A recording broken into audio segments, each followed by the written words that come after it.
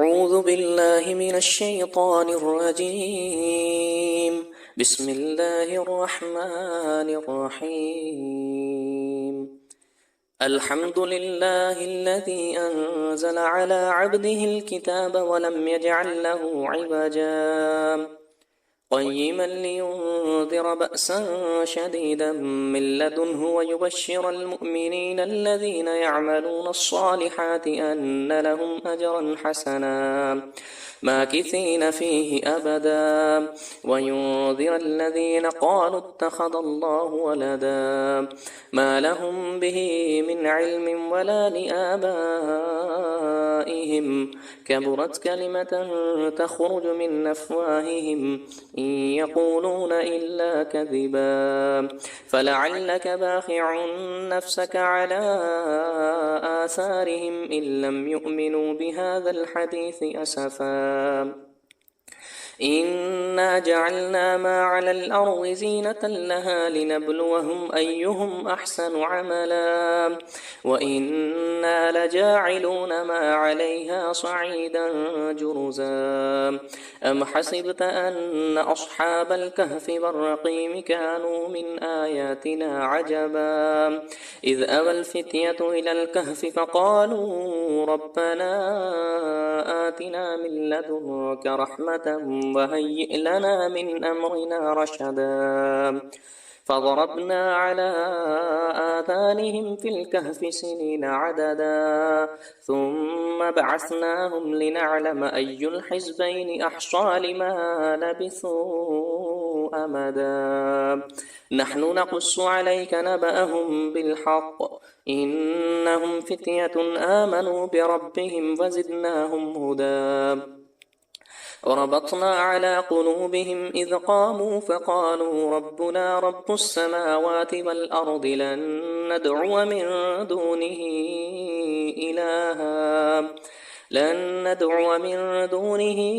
إلها لقد قلنا إذا شططا هؤلاء قومنا اتخذوا من دونه آلهة لولا يأتون عليهم بسلطان بين فمن أظلم ممن افترى على الله كذبا وإذ اعتزلتموهم وما يعبدون إلا الله فأووا إلى الكهف ينشر لكم ربكم من رحمته ويهيئ لكم من أمركم مرفقا وترى الشمس إذا طلعت تذابر عن كهفهم ذات اليمين وإذا غربت تقرضهم ذات الشمال وهم في فجوة منه ذلك من آيات الله من يهد الله فهو المهتد ومن يضلل فلن تجد له وليا مرشدا وتحسبهم أيقاظا وهم رقود ونقلبهم ذات اليمين وذات الشمال وكلبهم باسط ذراعيه بالوصيد لو اطلعت عليهم لوليت منهم فرارا ولملئت منهم رعبا وكذلك بعثناهم ليتساءلوا بينهم قال قائل منهم كم لبثتم قالوا لبثنا يوما أو بعض يوم قالوا ربكم أعلم بما لبثتم فابعثوا أحدكم بورقكم هذه إلى المدينة فلينظر أيها أزكى طعاما فليأتكم برزق منه وليتلطف ولا يشعرن بكم أحدا إنهم إن يظهروا عليكم يرجموكم أو يعيدكم في ملتهم ولن تفلحوا إذا أبدا وكذلك أعثرنا عليهم ليعلموا أن وعد الله حق وأن الساعة لا ريب فيها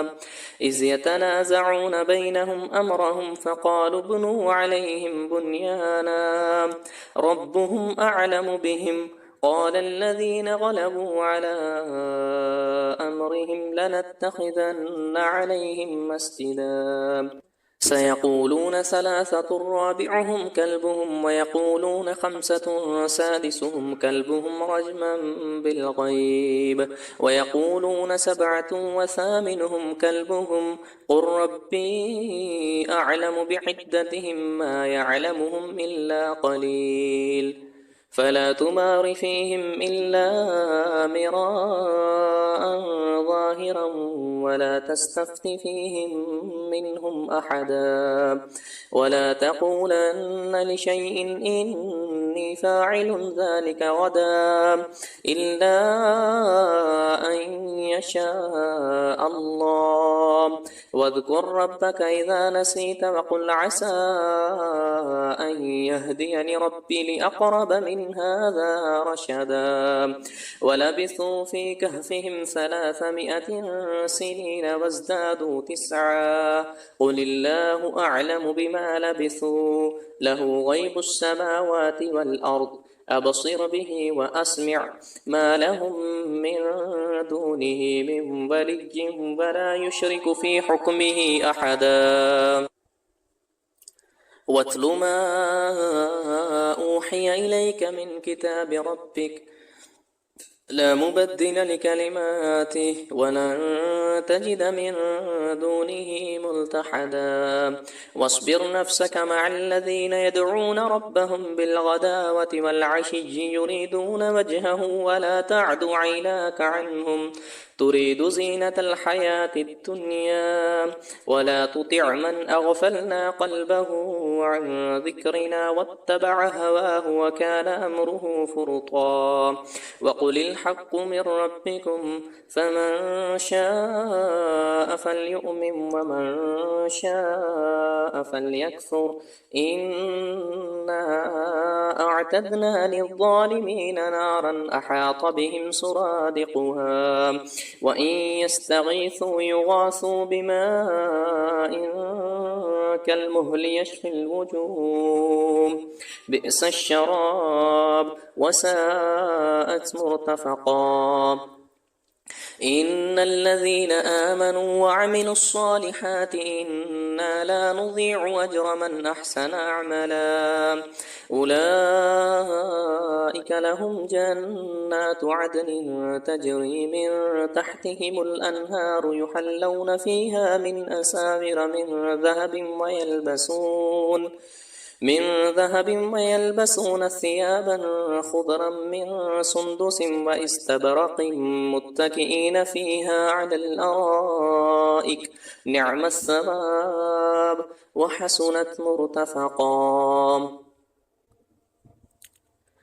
واضرب لهم مثل الرجلين جعلنا لأحدهما جنتين من أعناب وحففناهما بنخل وجعلنا بينهما زرعا كلتا الجنتين آتت أكلها ولم تظلم منه شيئا وفجرنا خلالهما نهرا وكان له ثمر فقال لصاحبه وهو يحاوره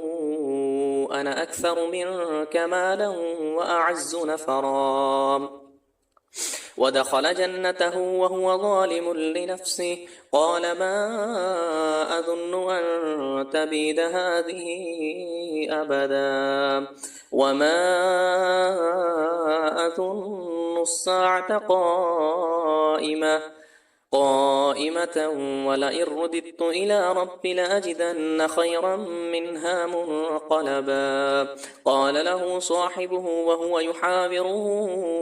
أكفرت بالذي خلقك من تراب ثم من نطفة ثم سواك رجلا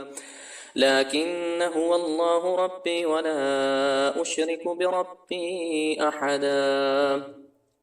ولولا إذ دخلت جنتك قلت ما شاء الله لا قوة إلا بالله إن ترني أنا أقل منك مالا وولدا فعسى ربي أن يؤتيني خيرا من جنتك ويرسل عليها حسبانا من السماء فتصبح صعيدا زلقا أو يصبح ماؤها غورا فلن تستطيع له طلبا وأحيط بثمره فأصبح يقلب كفيه على ما أنفق فيها وهي خاوية على عروشها ويقول يا ليتني لم أشرك بربي أحدا ولم تكن له فئة ينصرونه من دون الله وما كان منتصرا هنالك الولاية لله الحق هو خير ثوابا وخير عقبا واضرب لهم مثل الحياة الدنيا كماء إن أنزلناه من السماء فاختلط به نبات الأرض فأصبح هشيما تذروه الرياح وكان الله على كل شيء مقتدرا المال والبنون زينة الحياة الدنيا والباقيات الصالحات خير عند ربك ثوابا وخير أملا ويوم نصير الجبال وترى الأرض باردة وحشرناهم فلم نغادر منهم أحدا وعرضوا على ربك صفا لقد جئتمونا كما خلقناكم أول مرة بل زعمتم أن لن نجعل لكم موعدا ووضع الكتاب فترى المجرمين مشفقين مما فيه ويقولون يا ويلتنا ما لهذا الكتاب لا يغادر صغيرة ولا كبيرة إلا أحصاها ووجدوا ما عملوا حاضرا ولا يظلم ربك أحدا وإذ قلنا للملائكة اسجدوا لآدم فسجدوا إلا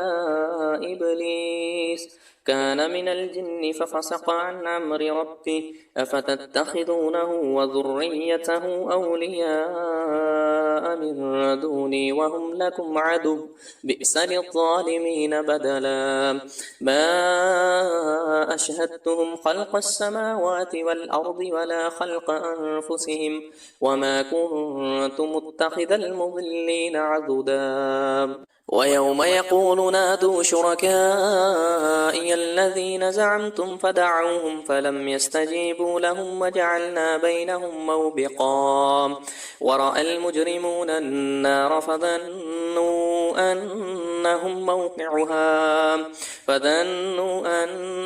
مواقعها ولم يجدوا عنها مصرفا ولقد صرفنا في هذا القرآن للناس من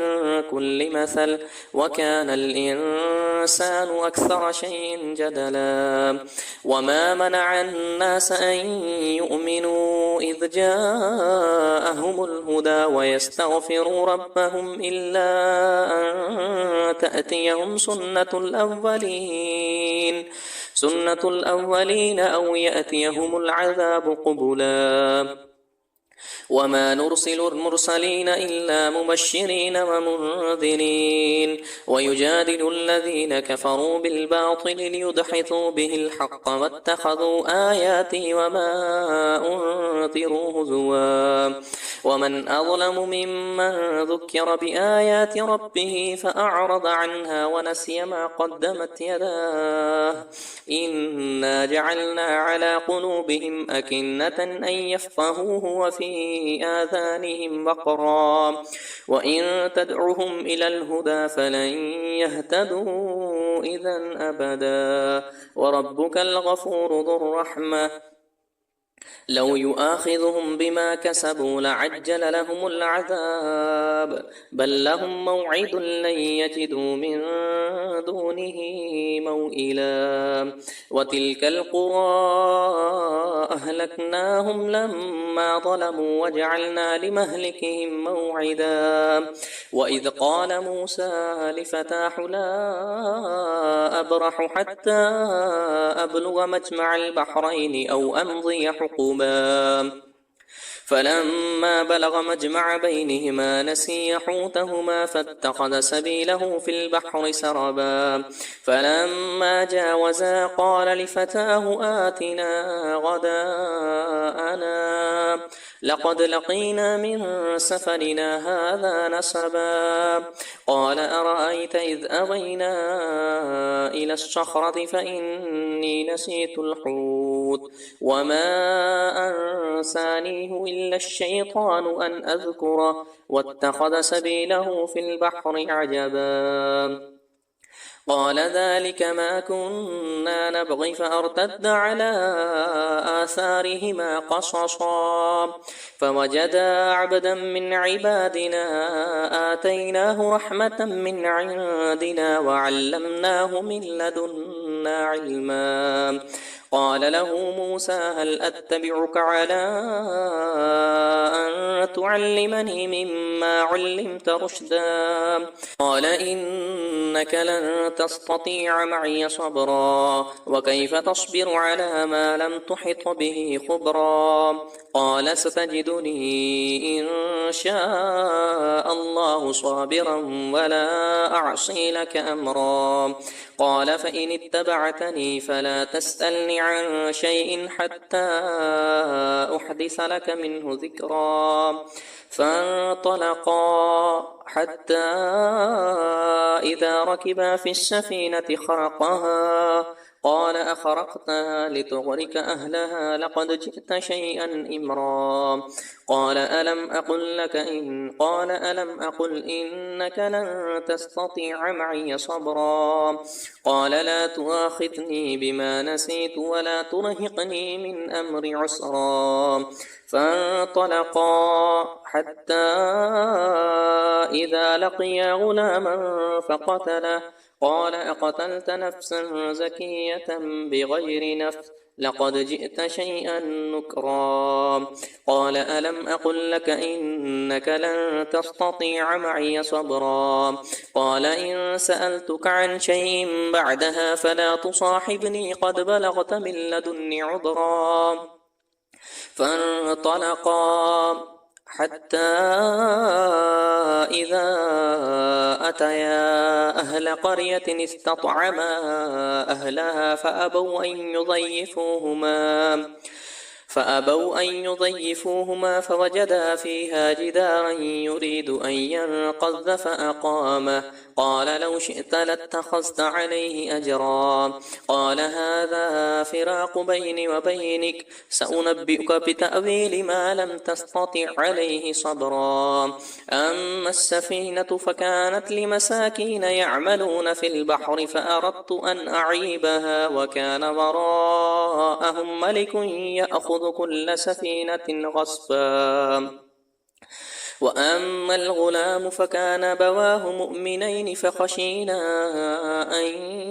يرهقهما طغيانا وكفرا فأردنا أن يبدلهما ربهما خيرا منه زكاة وأقرب رحما وأما الجدار فكان لغلامين يتيمين في المدينة وكان تحته كنز لهما وكان أبوهما صالحا فأراد ربك أن يبلغا أشدهما ويستخرجا كنزهما رحمة من ربك وما فعلته عن أمره ذلك تأويل ما لم تستطع عليه صبرا ويسألونك عن ذي القرنين قل سأتلو عليكم منه ذكرا إنا مكنا له في الأرض وآتيناه من كل شيء سببا فأتبع سببا حتى إذا بلغ مغرب الشمس وجدها تغرب في عين حمية وجد عندها قوما قلنا يا ذا القرنين إما أن تعذب وإما أن تتخذ فيهم حسنا.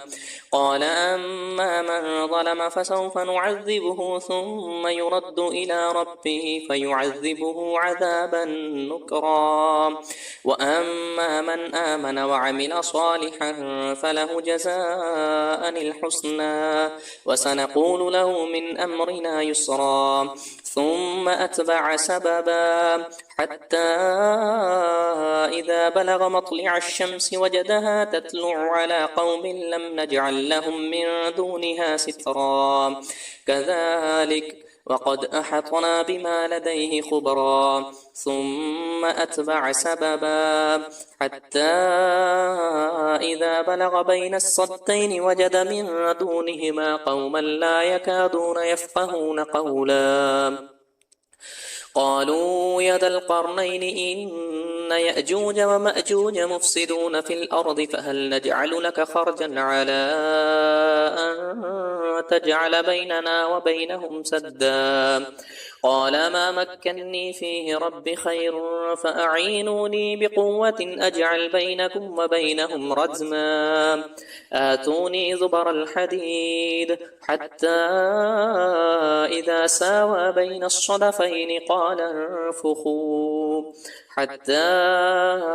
إذا جعله نارا قال آتوني أفرغ عليه قطرا. فما استطاعوا أن يظهروه وما استطاعوا له نقبا. قال هذا رحمة من ربي فإذا جاء وعد ربي جعله دكا وكان وعد ربي حقا. وتركنا بعدهم يومئذ يموج في بعض ونفخ في الشور فجمعناهم جمعا. وعرضنا جهنم يومئذ للكافرين عرضا. الذين كانت أعينهم في غطاء عن ذكري وكانوا لا يستطيعون سمعا. أفحسب الذين كفروا أن يتخذوا عبادي من دوني أولياء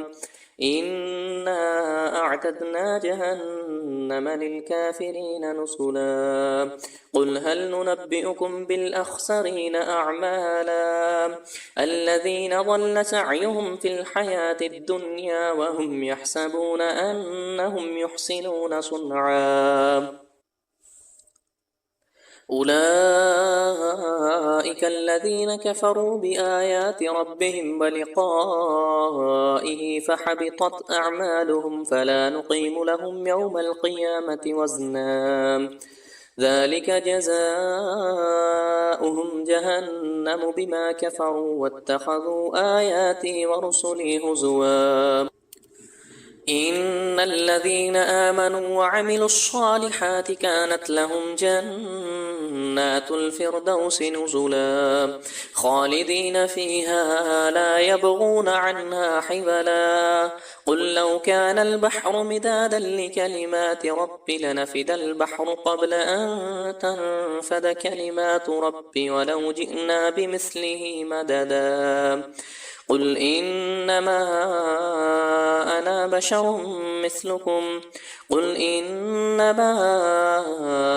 بشر مثلكم يوحى